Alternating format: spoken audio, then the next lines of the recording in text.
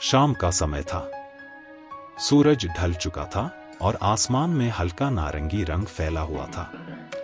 एक छोटे से गांव में एक 18 वर्षीय लड़का अर्जुन पेड़ के नीचे बैठा अपने पुराने जूते को घूर रहा था। उसके मन में सवालों का तूफान था। क्या मैं भी कभी कुछ बड़ा कर पाऊंगा? क्या मेरी मेहनत का कोई फल मिलेगा? अर्जुन का सपना था कि वह एक बड़ा व्यापारी बने, लेकिन उसके पास न पैसा था न संसाधन। उसके पिता एक किसान थे और परिवार की हालत तंग थी। अर्जुन ने कई बार अपने पिता से मदद मांगी, पर हर बार एक ही जवाब मिलता, बेटा, सपने देखना अच्छा है, पर जमीन पर खड़े रहना भी जरूरी है। हमारे पास इतना पैसा नहीं है कि तुझे व्यापार शुरू करने दे। अर्जुन उदास नहीं हुआ। उसने तय कर लिया कि वह अपने दम पर कुछ करेगा। गांव में एक मेले का आयोजन हुआ। अर्जुन को पता चला कि मेले में कई व्यापारी आएंगे।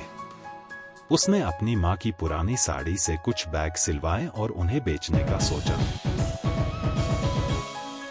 मेला शुरू हुआ। अर्जुन ने बैग का स्टॉल लगाया। पहले दिन कोई ग्राहक नहीं आया। वह मायूस हो गया।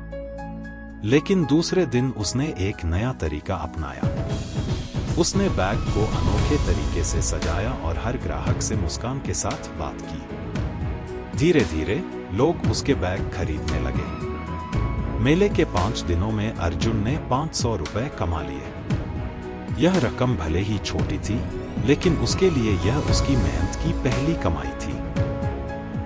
अर्जुन ने उसी 500 रुपए से और सामान खरीदा और गांव के पास के कस्बे में जाकर बेचना शुरू कर दिया। वह दिन रात मेहनत करता और हर बार नई चीजें सीखता। धीरे धीरे उसका व्यापार बढ़ने लगा। कुछ सालों में अर्जुन ने अपना एक छोटा सा स्टोर खोल लिया। अब वह केवल बैग ही नहीं, बल्कि अन्य सामान भी बेचने लगा। उसकी मेहनत और ईमानदारी की वजह से ग्राहक भी उससे खुश रहते। एक दिन अर्जुन को एक बड़े शहर में जाकर अपना व्यवसाय बढ़ाने का मौका मिला। उसने बिना डरे फैसला लिया।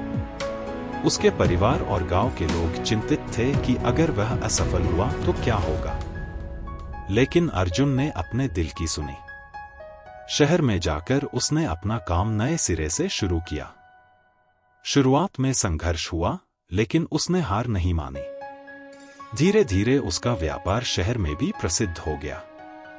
आज अर्जुन न केवल एक सफल व्यापारी है, बल्कि वह कई गरीब बच्चों की पढ़ाई के लिए भी मदद करता है। एक दिन अर्जुन गांव लौटा। उसने अपने पिता के हाथ पकड़े और कहा, पिताजी, आपने कहा था कि सपने देखने के लिए जमीन पर खड़े रहना जरूरी है। लेकिन मुझे लगा जमीन पर खड़े होकर आसमान में उड़ने की कोशिश करना भी जरूरी है। उसके पिता मुस्कुराए और बोले, बेटा, तुमने सच में यह साबित कर दिया कि सपने देखना और उन्हें पूरा करना दोनों जरूरी है। सपनों को साकार करने के लिए न केवल मेहनत, बल्कि साहस और धैर्य की भी जरूरत होती है।